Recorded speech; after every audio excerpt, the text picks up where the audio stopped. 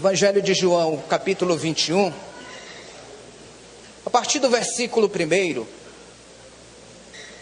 a Bíblia traz um episódio muito interessante para ser aplicado na nossa vida hoje.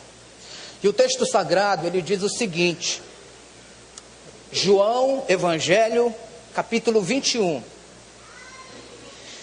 que depois disto manifestou-se Jesus outra vez aos discípulos junto ao mar de Tiberíades.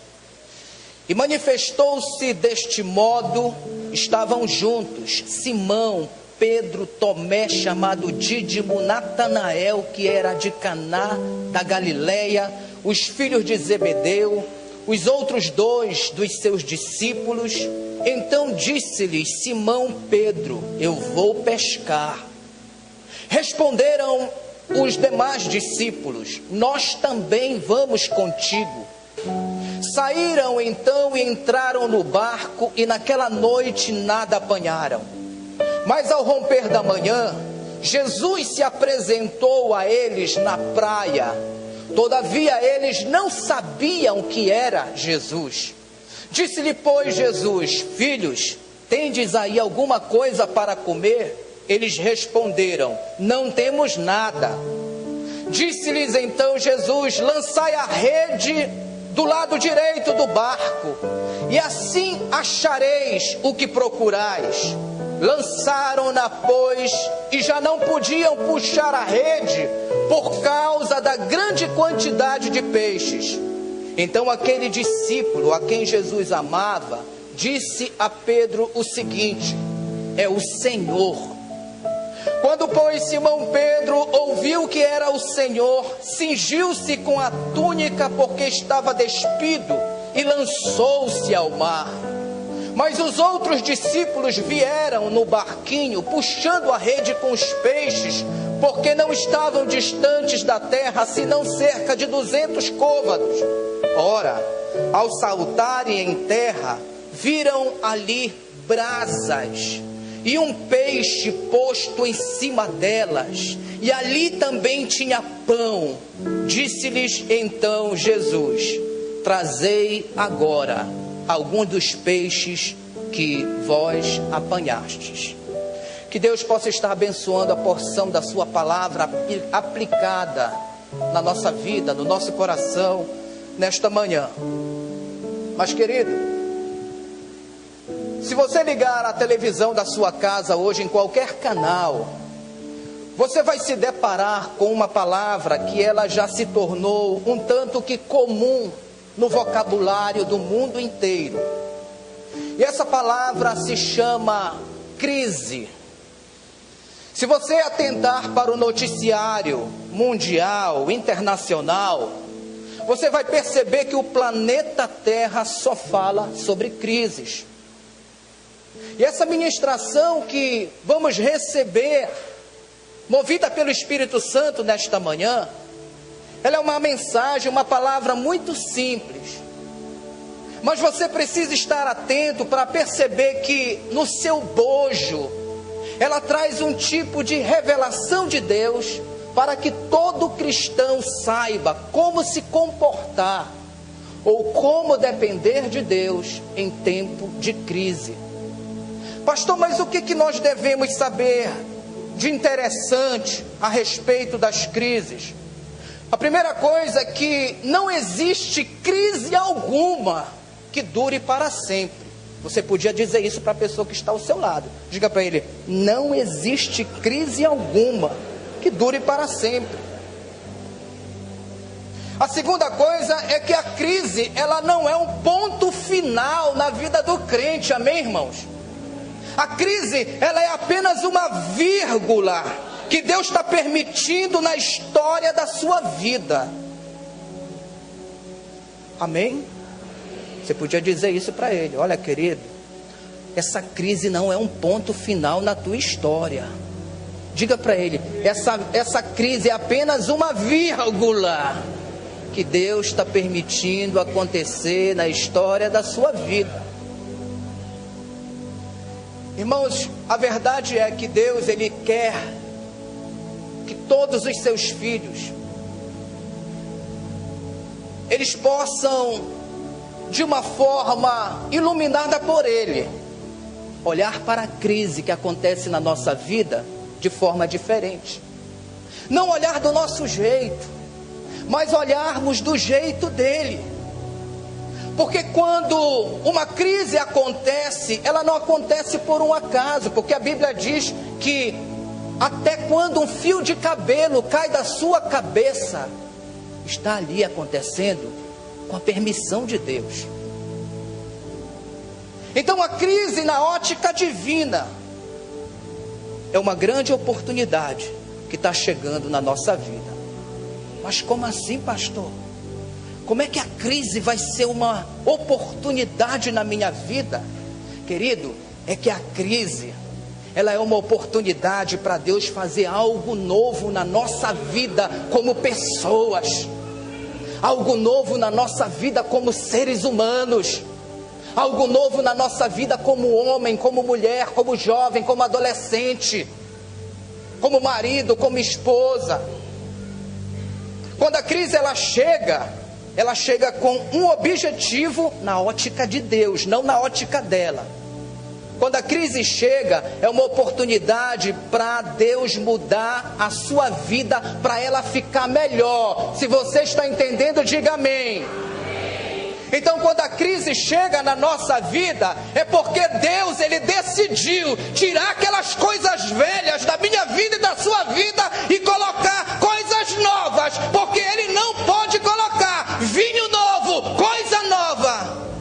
Tem coisas velhas que precisam ser modificadas na nossa vida.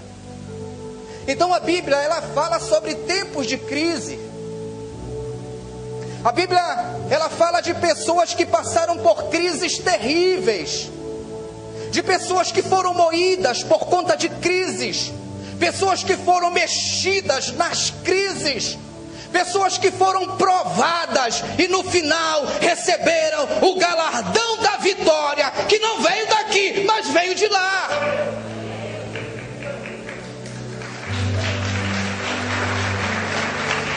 Toda honra, toda glória ao Senhor Jesus, queridos.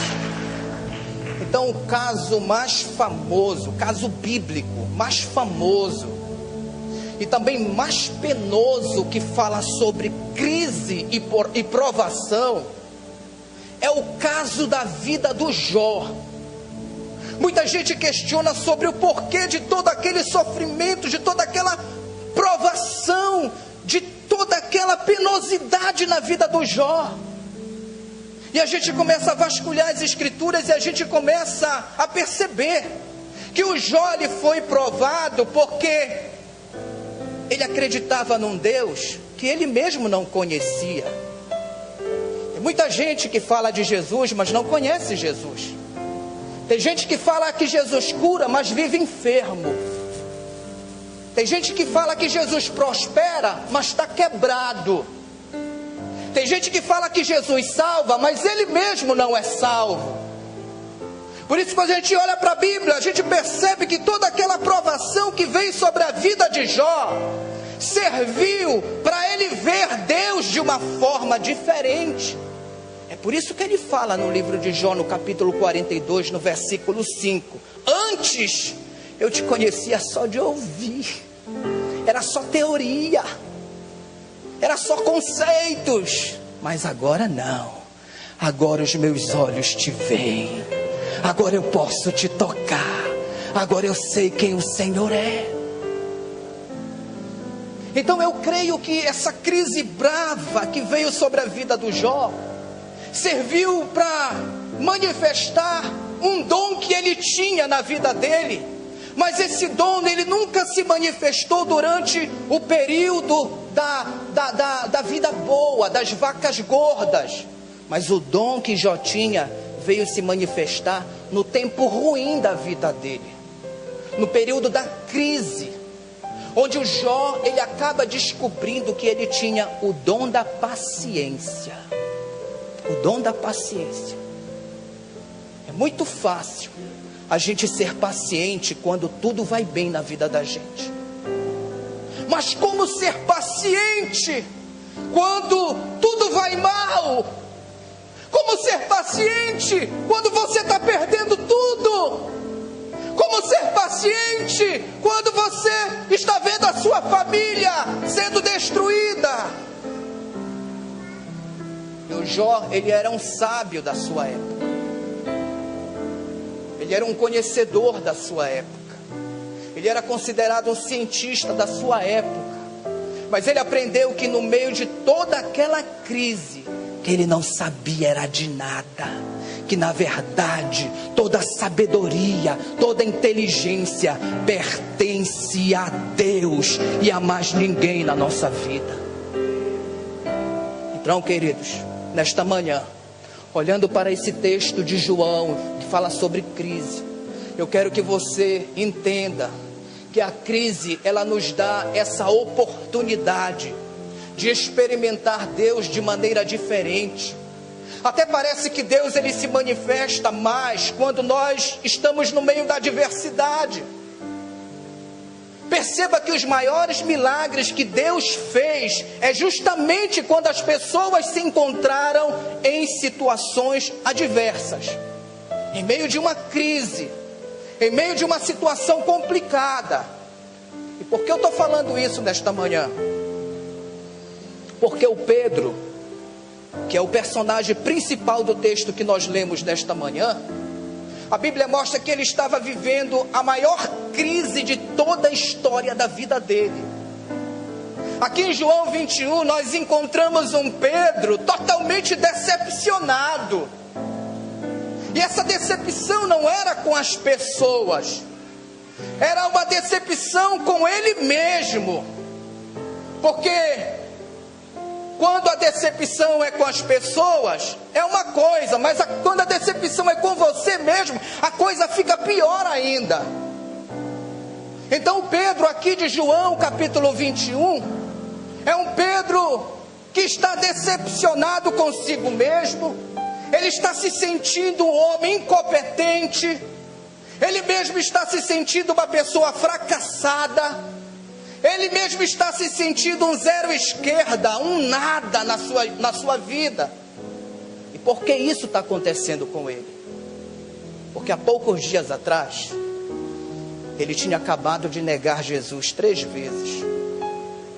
E quando isso aconteceu na vida dele, o sentimento de fracasso, o sentimento de perda na vida dele passou a ser tão profundo, que ele não consegue enxergar a condição de continuar sendo um discípulo de Jesus.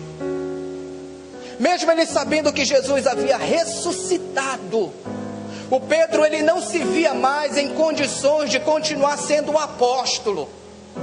Ele não se via mais em condições de continuar sendo um discípulo do Mestre. E alguém aqui no Evangelho de João já tinha visto Jesus ressuscitado, e a notícia chegou para Pedro, mas mesmo assim ele continua vivendo uma crise ministerial. É um tipo de crise existencial. Ele não tem mais rumo, ele não tem mais uma direção correta para a vida dele. E aqui eu percebo que o maior sintoma de alguém que tem ministério e está em crise é que esse alguém que tem ministério, ele tem o sentimento de querer largar tudo para voltar a fazer o que fazia antes de ser chamado por Jesus. Ou seja, quando Pedro, ele se sente derrotado aqui em João 21, a primeira coisa que ele faz é dizer o seguinte: eu vou voltar a ser um pescador, porque eu entendo que eu não posso ser mais um pregador do Evangelho, porque eu entendo que eu não posso mais ser um discípulo de Jesus, porque eu entendo que eu não posso ser mais um ministro, porque eu fracassei, porque eu caí, e só me resta agora voltar a ser o que eu era antes de conhecer Jesus.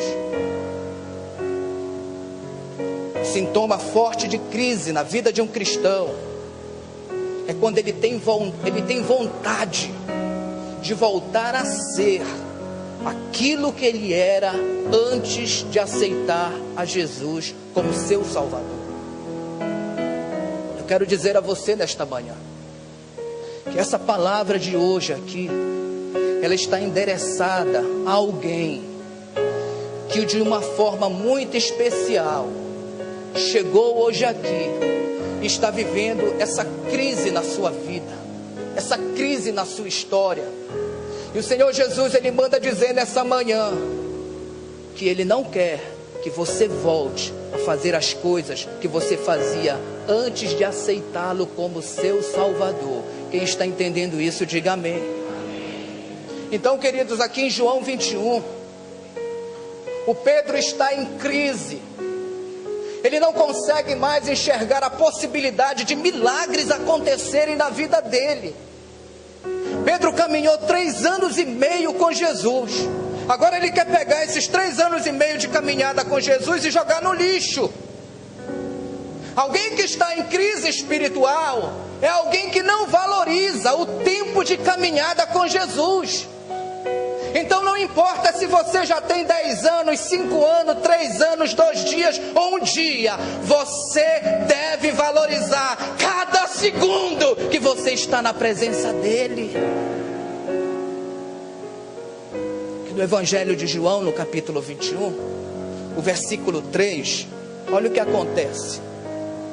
O Pedro se levanta no meio dos seus colegas de ministério, dos seus irmãos, discípulos e apóstolos. E ele diz assim, eu vou pescar. Perceba aqui nessa palavra de Pedro o tamanho do poder que tem a influência de um líder.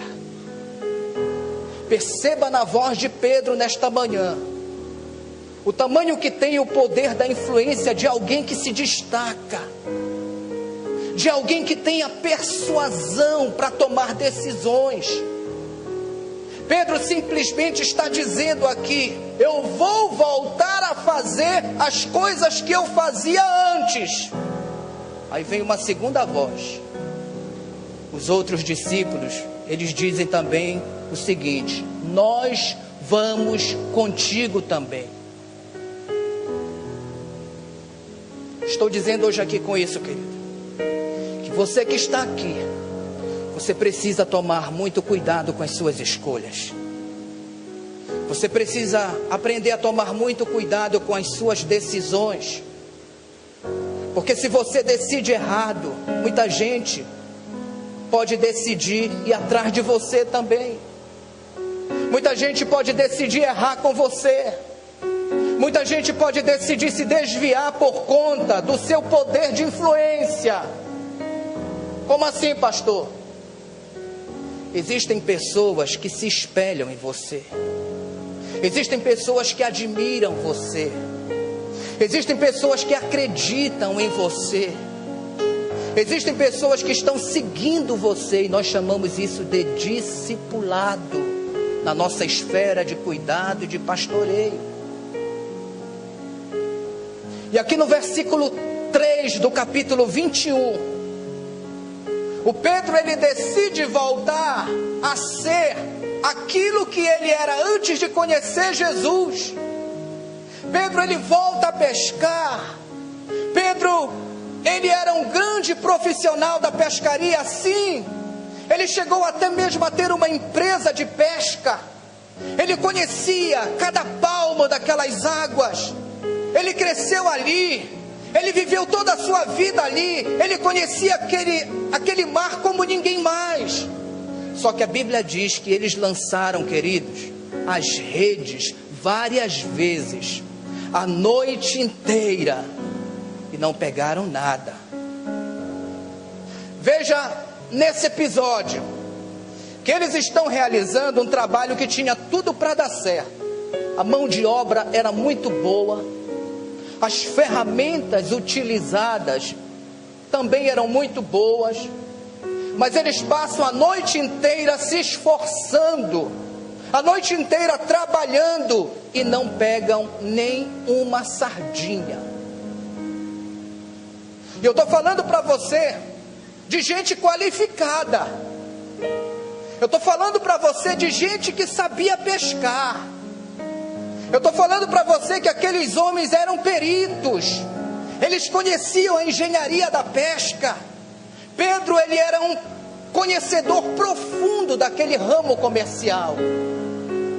Porque nós entendemos que todo ser humano tem pelo menos uma coisa na vida que ele sabe fazer muito bem. Agora imagina você fazendo aquilo que você sabe fazer muito bem e a coisa não funciona. Você sabe fazer muito bem e a coisa não dá certo. O salmista Davi, ele chama essas coisas de crises da noite. Toda vez que surge na Bíblia a palavra noite, ela está sinalizando um período de crise. Porque a crise, ela surge justamente para te impedir de conseguir enxergar as respostas e as saídas que estão mais perto de você do que você imagina. Quando estamos dentro de uma crise, a única coisa que a gente consegue enxergar é o nosso barco balançando para lá e para cá. Porque dentro da crise, a gente só consegue enxergar um palmo na frente do nosso nariz.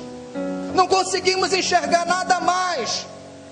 Porque de noite, no meio da crise, do mar da vida, ninguém consegue enxergar a praia. Mas a praia existe. Ela está lá, no mesmo lugar. Mas só que dentro da crise, a gente não consegue enxergar. Quero dizer a você nessa manhã, se você está em crise, seja ela espiritual, financeira, familiar, emocional, é natural que, na grande maioria das vezes, nós não conseguimos enxergar a saída. Mas nós estamos hoje aqui diante do rebanho do Senhor para dizer a você, como profeta de Deus, que a tua saída, ela existe, que a tua vitória, ela é real. E ainda que você não consiga enxergar o milagre de Deus, essa situação que você está vivendo, ela vai ser assistida pelo favor do divino. Salmo de número 30, o verso de número 5, o salmista ele fala da crise da noite, como que se a crise da noite fosse um período de lágrimas na nossa vida, mas ele diz também que existe uma saída. Ele diz que o choro da crise pode durar uma noite, um período de tempo na tua vida, mas a alegria, ela vem pela manhã. Isso me ensina, querido, que a noite da crise, ela acaba na nossa vida, que a noite da crise é só um período de tempo na nossa vida, e quando a manhã de Deus ela chega, ela vem trazendo um tempo novo, uma alegria nova, uma nova chance, uma nova oportunidade para a vida da gente. Por isso entenda hoje aqui, que essa crise que você está vivendo, ela não vai durar para sempre. Deus vai usar essa crise para você experimentar aquilo que você jamais poderia experimentar em tempo de bonança. Entenda que Deus está permitindo esse momento de crise na sua vida, para Ele se revelar a você de uma forma diferente. Essa crise chegou justamente para revelar a você quem é o Deus que você ama. Você recebe isso, querido? João capítulo 21, versículo 4. Aqui diz que eles passaram a noite inteira pescando. Mas ao clarear do dia, quando o dia estava amanhecendo, eles conseguem agora na manhã. Na noite não conseguiam enxergar, mas quando a manhã chega, eles conseguem enxergar uma saída. Eles conseguem enxergar a praia que não conseguiam enxergar durante a noite. Eu quero dizer para vocês que essa praia sempre esteve lá, mas no meio da crise eles não conseguiam enxergar. Irmãos, tem coisas que a gente não consegue enxergar quando estamos passando pelas adversidades.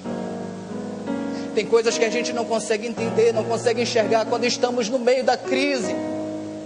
E eu volto a repetir hoje aqui, que a porta, que a resposta, que o milagre, que a solução que você precisa para a sua vida existe sim, e que já está chegando o tempo do livramento de Deus se manifestar para a sua vida.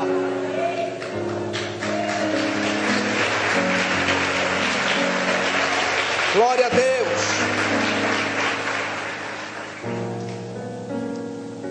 Versículo 4 do capítulo 21. Quando eles olham para a resposta, quando eles olham para a saída, quando eles olham para a solução, eles enxergam alguém na praia. Eles enxergam um homem acenando na praia, dizendo assim: ei, psiu, vocês aí. No versículo 4 eles olham para a praia e dizem: tem um homem acenando, tem um homem gritando lá da praia. O que será que esse homem está querendo conosco? O que será que esse homem quer fazer no meio dessa nossa crise, desse nosso problema? E o versículo 5 diz que eles param para ouvir o homem da praia. Aleluia. E o homem lá da praia, ele diz o seguinte: ei, vocês apanharam alguma coisa? Ei, vocês conseguiram alguma coisa? Eu percebo com isso, queridos, que quando o milagre de Deus está muito perto de acontecer na nossa vida, Jesus ele vem para provar a nossa fé, para provar a nossa coragem. Amém? Mas tem um problema. Nem sempre, e muitas vezes, na maioria das vezes, a gente não consegue enxergar que é Deus que está operando, que é Deus quem está trabalhando.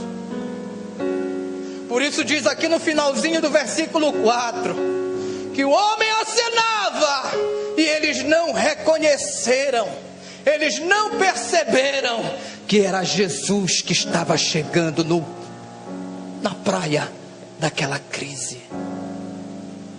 O homem de branco está passeando no meio da igreja. Eu estou sentindo, ele está operando, pois é grande o calor. Eu vejo agora, pelos olhos da fé, ele está. Todas as lágrimas, o homem de branco tem as marcas da cruz, não é outro, é Jesus. Perceba ele, reconheça ele. Não seja como os discípulos no meio da crise, eles não reconheceram que era Jesus. E aqui no versículo 5 do capítulo 21, lá da praia o homem dizia: ei, vocês aí, vocês não dizem que vocês são a melhor equipe de pescaria da Galileia? Ei, vocês aí que se acham, vocês conseguiram pegar alguma coisa? Eu imagino as palavras de Jesus mexendo com o brio de Pedro. Jesus está testando a fé, o orgulho do Pedrão. Jesus ele quer saber se Pedro ele vai fazer como muitos de nós fazemos, quando tentamos mostrar que está tudo bem, quando na verdade não está nada bem. Tem muita gente que vive assim, querendo mostrar uma coisa que não é, querendo mostrar uma coisa que não vive. Gente que respira dentro de um mundo de faz de conta. A gente faz de conta que é crente, a gente faz de conta que é casado, a gente faz de conta que vive bem, a gente faz de conta que é feliz. Mas dentro do Evangelho do Senhor Jesus, não dá para viver num mundo de faz de conta. Fale para as duas pessoas mais próximas de você: querido, você precisa tirar todo fingimento da sua vida. E quem recebe isso, diga amém. Porque o fingimento, ele é um obstáculo para você receber o favor de Deus na sua vida. Presta atenção nesta manhã. Isso significa dizer que antes de Jesus operar na minha vida e na tua vida, Ele vai nos levar a trilhar pelo caminho da sinceridade. Fala para quem sentou ao seu lado: vamos trilhar no caminho da sinceridade. Diga para ele: eu vou ser sincero com você, e você vai ser sincero comigo. Diga para ele: nós vamos ser sinceros com o nosso Deus. E quem recebe isso, diga amém.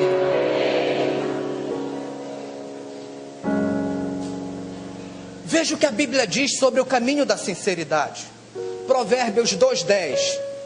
Deus reserva a verdadeira sabedoria para os retos. Olha só, Ele é escudo para os que trilham no caminho da sinceridade. Você quer ter proteção divina? Você quer que o Todo-Poderoso seja o seu escudo? Seja sincero. Amém? Provérbios 10:9. Quem anda no caminho da sinceridade anda seguro. Você quer segurança? Você quer proteção? Caminho da sinceridade. Provérbios 24:26. Olha que coisa linda.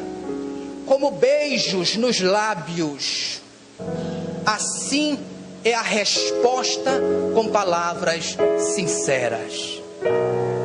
Você quer ter regozijo? Você quer viver bem? Que as suas palavras, que as suas respostas sejam palavras e respostas sinceras, amém? Se você ama, ama de verdade. Se você não gosta de tal coisa, seja sincero. Glória a Deus, querido. Esse negócio de fingimento, esse negócio de falsidade, acaba atrapalhando a nossa vida em todas as áreas. Por que eu estou mostrando isso? Será que hoje, nesse culto aqui, você teria coragem de chegar diante de Deus e ser sincero com Ele? Será que você tem sinceridade suficiente na sua vida para chegar diante do altar do divino e dizer para Ele: Senhor, eu estou quebrado mesmo. Senhor, eu preciso do Teu favor na minha vida.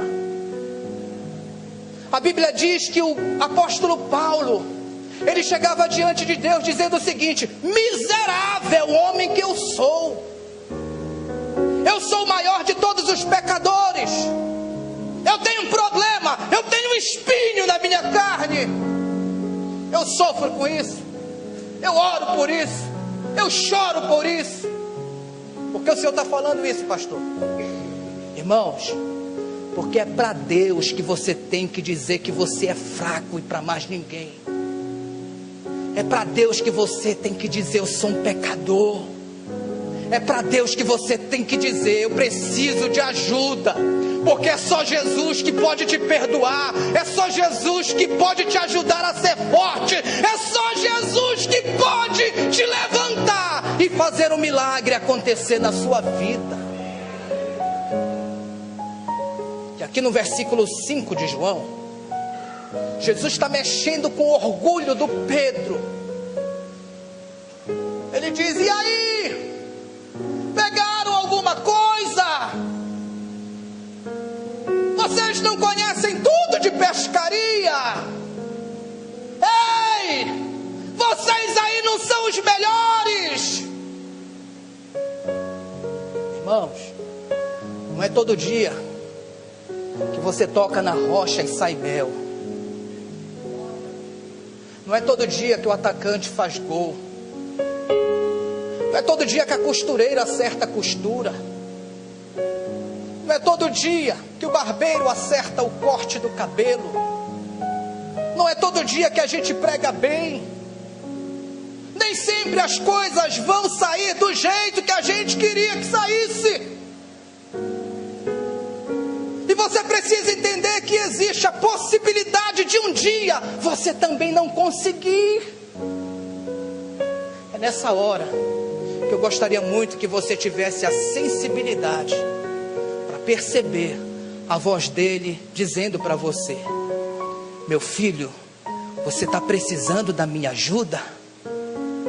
Ou você dá conta do recado sozinho? Porque tem gente que confia tanto em si mesmo, que acha que não precisa da ajuda de Jesus.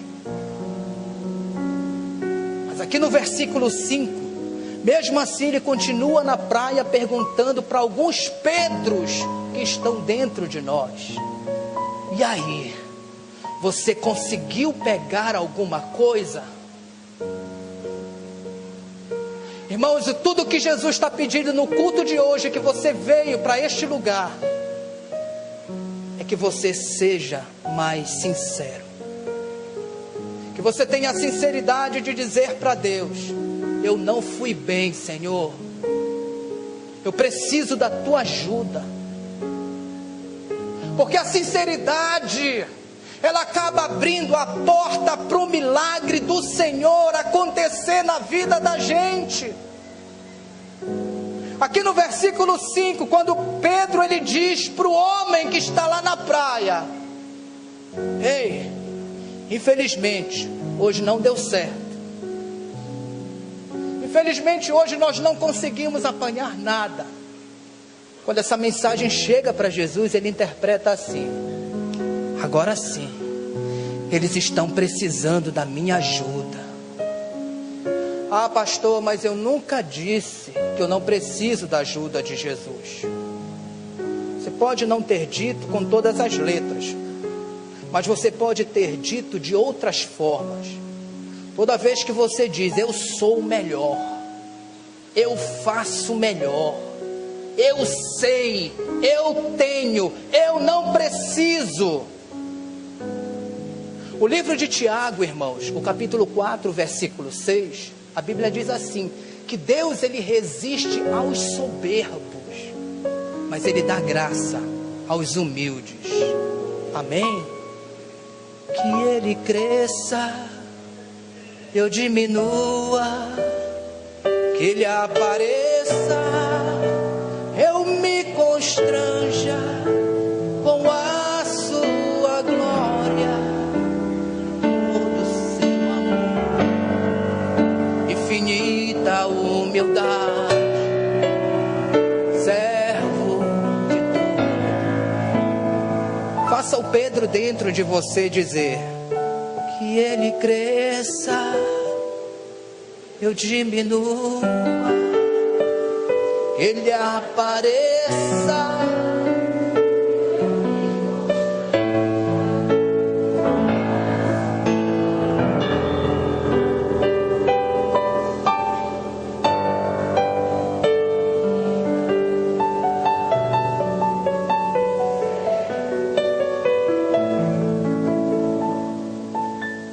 No versículo 5, Pedro está falando: Senhor, infelizmente não conseguimos nada, não deu certo o nosso trabalho, o nosso empenho, o nosso investimento, ele faliu, ele fracassou.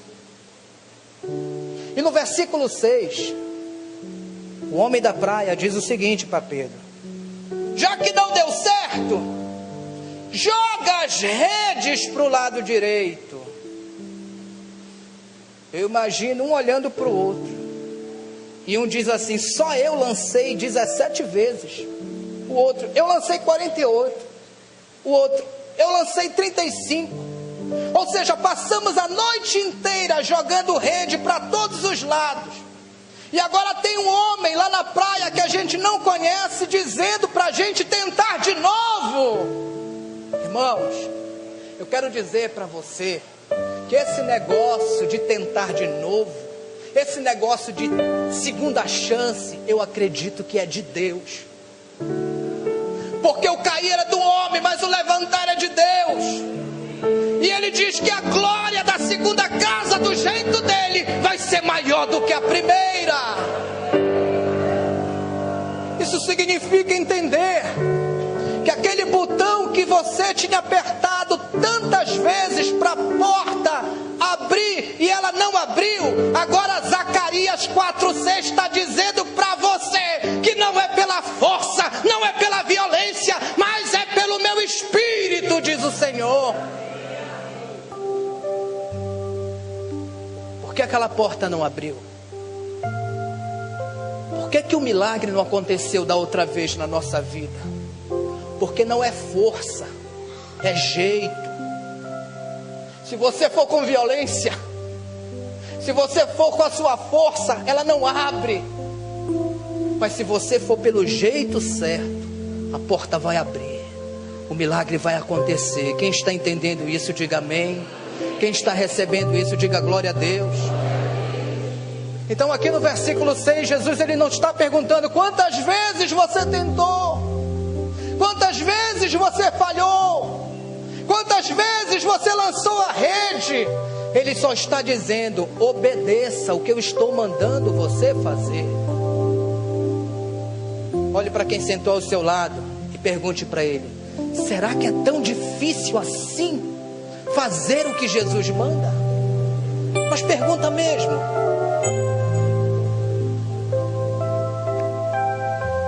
Uma das piores coisas que tem é você falar para um filho: não faça isso, ele vai lá e faz. Ou quando você diz: faça isso, ele vai lá e não faz. Qual o sentimento que dá no coração de um pai, no coração de uma mãe? Filho obediente dá prazer para o pai. Filho obediente, você não precisa falar duas vezes. Ele obedece na primeira. Ele segue a orientação. Ele quer agradar o coração do seu pai. Por isso o culto de hoje ele pode ser considerado um culto de orientação para os filhos de Deus. Aleluia. E aqui no versículo 6, Jesus está dizendo: joga essas redes de novo. Joga lá, Pedro. Porque no mesmo lugar que você não conseguiu, é ali que eu vou te ajudar. No mesmo lugar que você caiu, é ali que eu vou te levantar. No mesmo lugar que você foi envergonhado, eu vou te honrar com dupla honra, diz o Senhor dos Exércitos.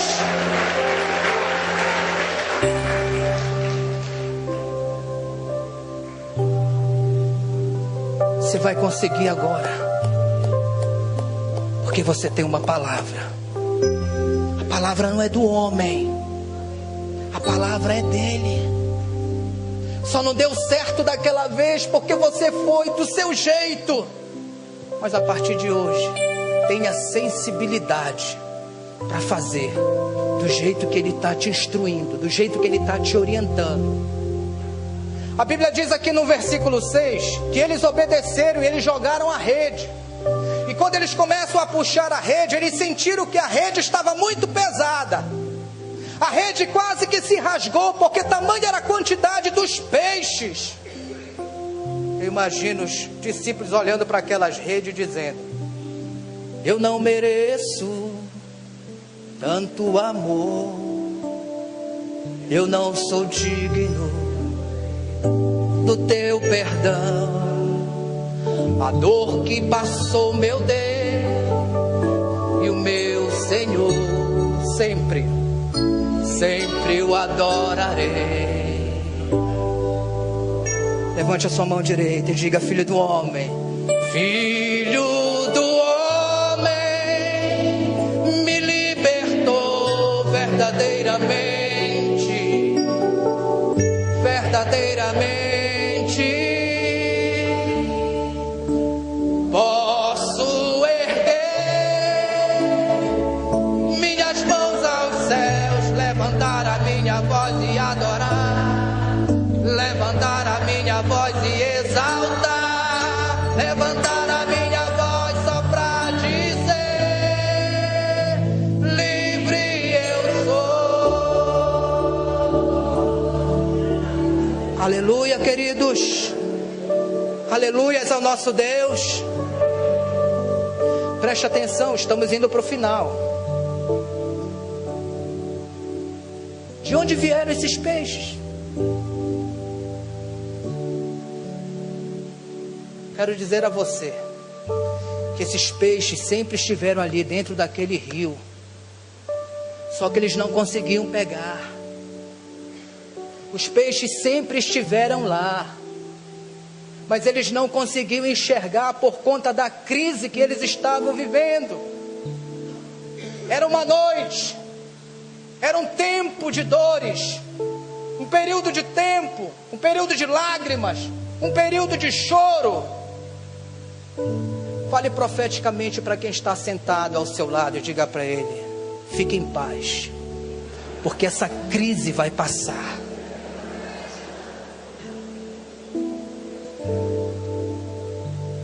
Os peixes sempre estiveram lá, bem debaixo do nariz deles, mas tudo que eles faziam não dava certo. Ao mesmo tempo que estava perto, estava distante também. Ao mesmo tempo que era fácil, era difícil também. Você consegue entender isso? Você já viveu isso na sua vida? Olha, irmãos, Isaías 45, a Bíblia diz que Deus sabe onde estão os tesouros escondidos. E eu estou dizendo aqui nesta manhã que está começando um tempo novo para algumas pessoas que estão nesse culto. A sua vitória está bem debaixo do teu nariz. O que o teu braço não alcançou com a tua força, vai chegar da tua mão sem você fazer força.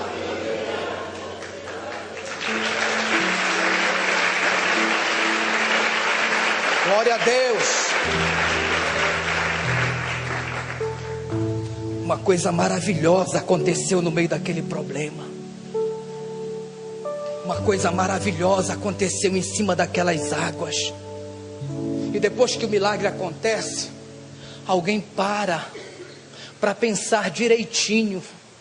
E ele chega à seguinte conclusão: o que está acontecendo aqui na nossa vida não é obra de homem, não.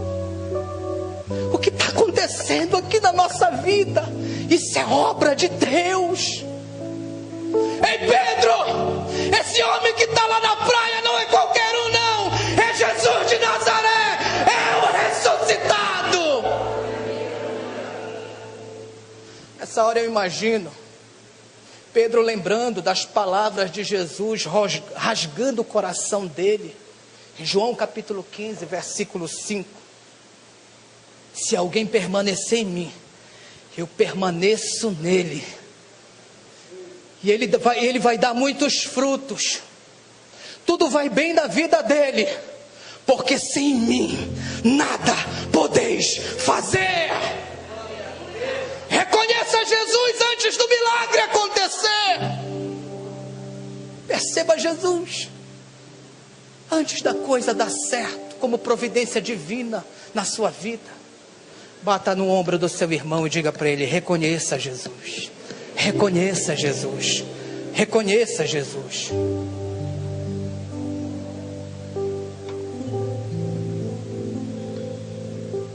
Versículo 7. Quando alguém diz ao Senhor, a gente percebe que Pedro ele muda. O Pedro ele se anima, porque Jesus ele não foi naquela praia para fazer o milagre dos peixes, não. Ele foi lá, foi atrás do Pedro. Diga para o seu vizinho aí: meu irmão, diga: meu irmão, mais importante do que os peixes que Deus vai colocar na tua rede, mais importante do que as coisas que Deus vai colocar na sua mão, é a sua vida para Ele. Você é precioso, você é valioso, você é uma joia rara para Deus.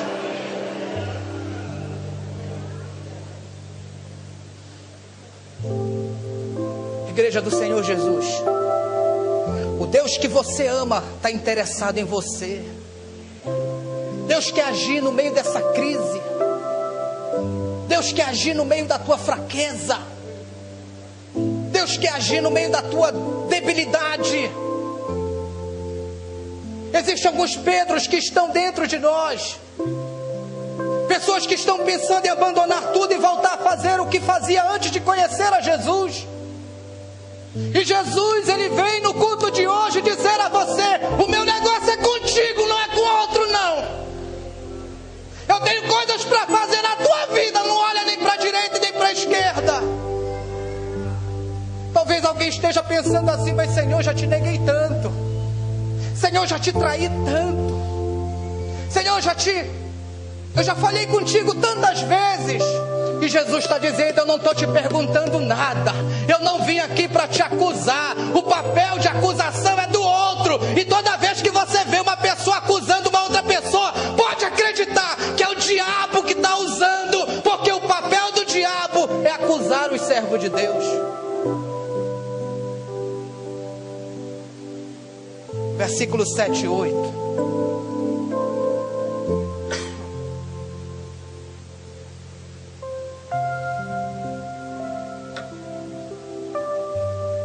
Quando Pedro ouve que era Jesus quem estava na praia, ele mais uma vez chama a responsabilidade para ele.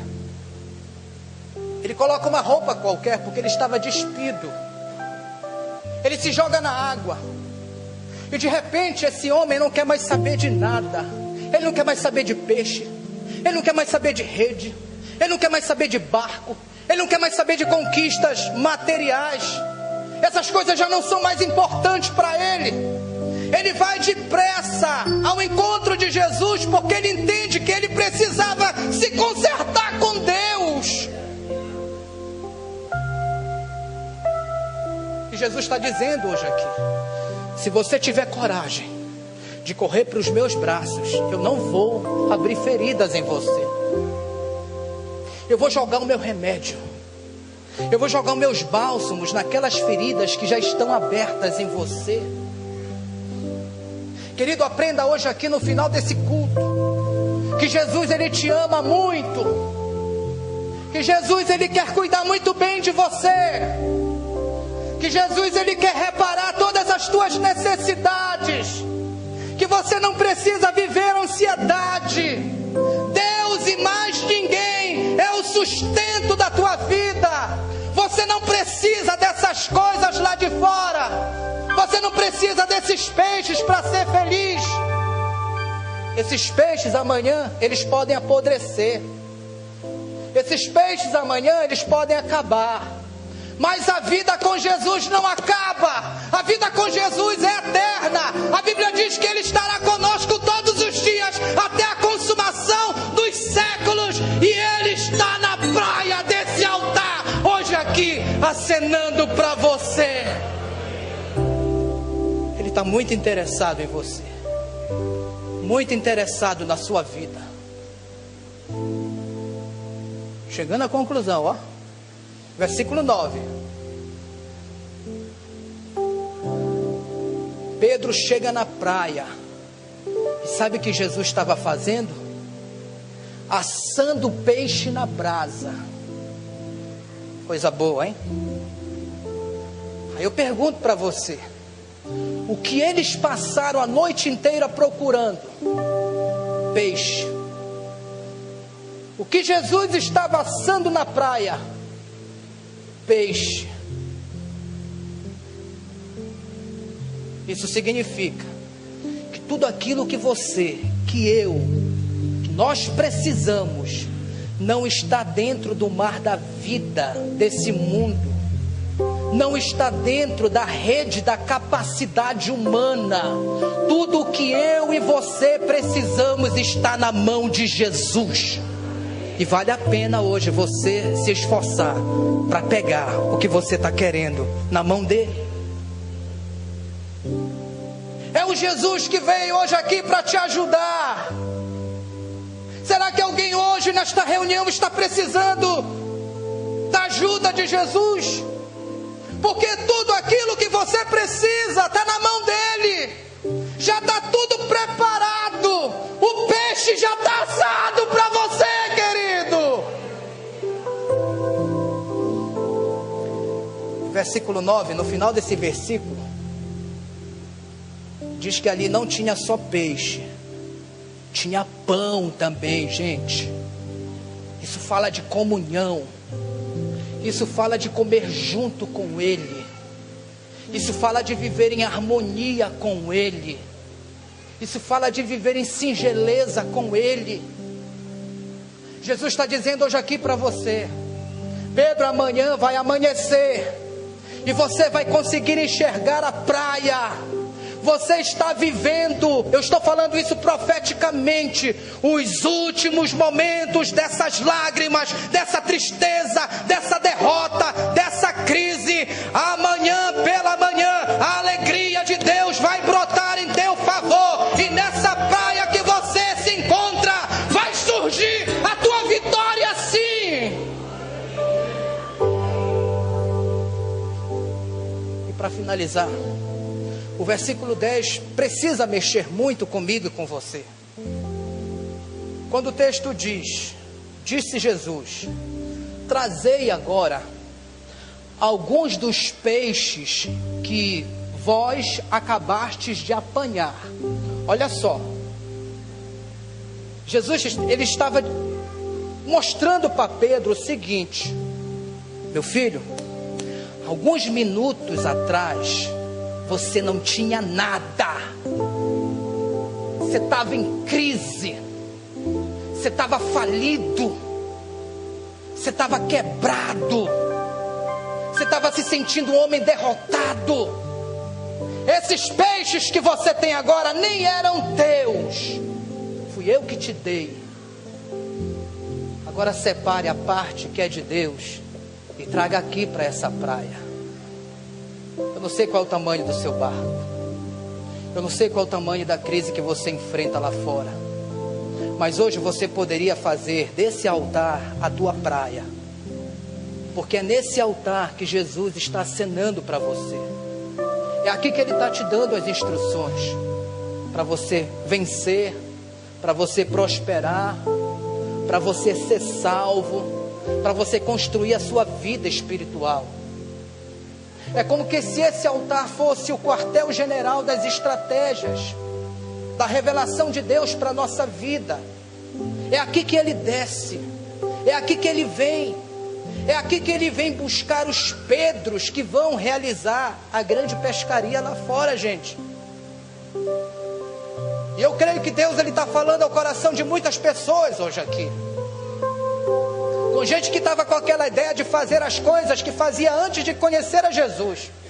Isso não ia dar certo para você. Deus não te chamou para você ser um pescador qualquer. Ele te chamou para você ser um pescador de almas, um pescador de vidas. E esse é o seu chamado. Eu entendo que o que eu tinha de falar para você é até aqui. O resto é com o Senhor. Ele vai completar, Ele vai consolidar, Ele vai fazer a obra e nós vamos ficar em pé, amém? Pastora Rosana, novamente, quando tudo estiver no altar.